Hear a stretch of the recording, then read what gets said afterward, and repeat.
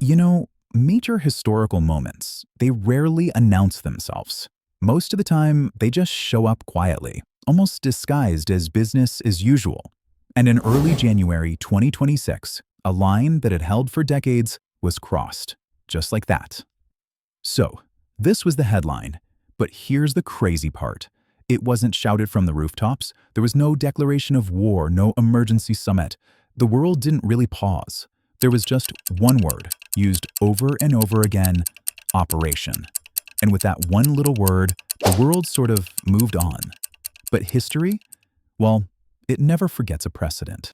So to really understand the massive implications here, we have to look at exactly what went down in Venezuela. Because this whole thing wasn't framed as a war. No, it was all about precision, speed, and keeping things quiet. The whole thing happened incredibly fast. A military operation gets launched. Just a few days later, boom, a head of state in U.S. custody. The official reason given wasn't about changing the regime. It was about criminal charges. And yeah, sure, the international community cried foul, talking about violating sovereignty, but the job was done. It was already over. And this right here is the crucial difference. This wasn't a traditional invasion, with tanks rolling across borders for a long drawn-out conflict.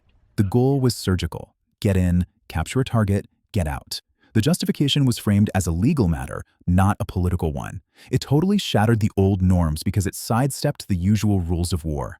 We saw something kind of like this in Panama back in '89, but this was on a whole other level. And that really gets to the core of it, doesn't it?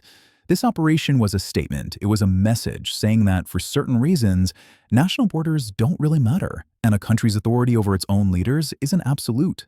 And once a precedent like that is set, well, the world never really goes back to the way it was.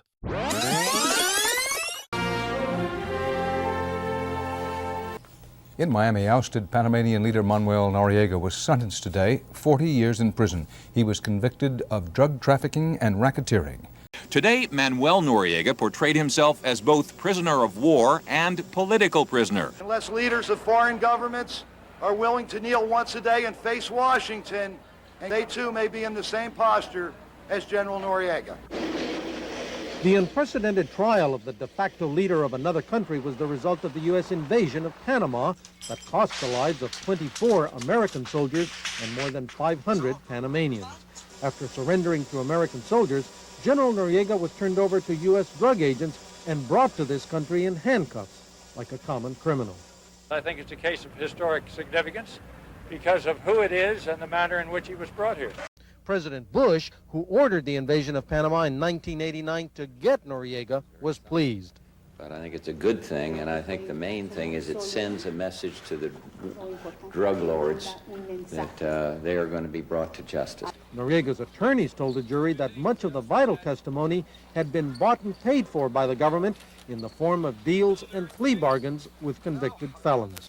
This operation was a statement. It was a message saying that for certain reasons, national borders don't really matter, and a country's authority over its own leaders isn't absolute.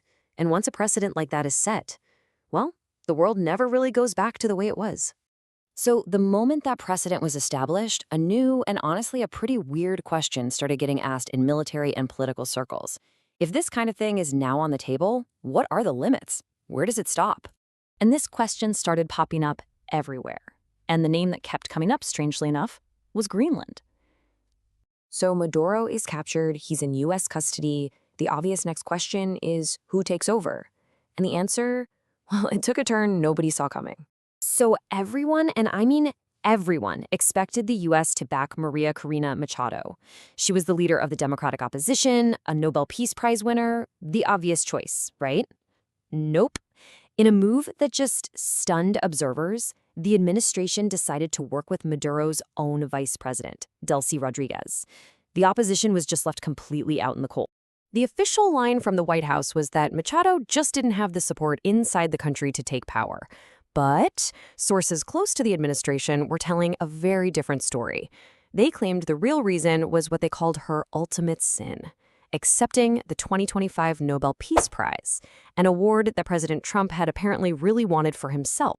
Okay, so beyond the politics, there was another massive piece of this puzzle: the military action was explicitly, and I mean openly, linked to a core U.S. interest, Venezuela's absolutely enormous oil reserves. And to really get a handle on the stakes here, you have to look at this number, 300 billion barrels. That's what we're talking about. Venezuela is sitting on something like 17% of the entire world's proven oil reserves. It's a resource the U.S. was absolutely determined to get back on the global market, just under new management. But this created a huge, huge problem.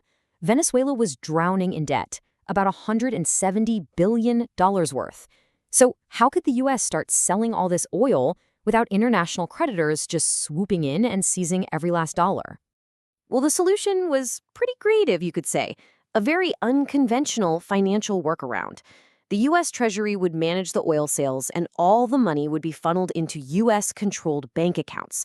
But, and this is the key part, those accounts were set up in the neutral territory of Qatar. That effectively shielded all the revenue from being seized by creditors. And they didn't waste any time putting this plan into action.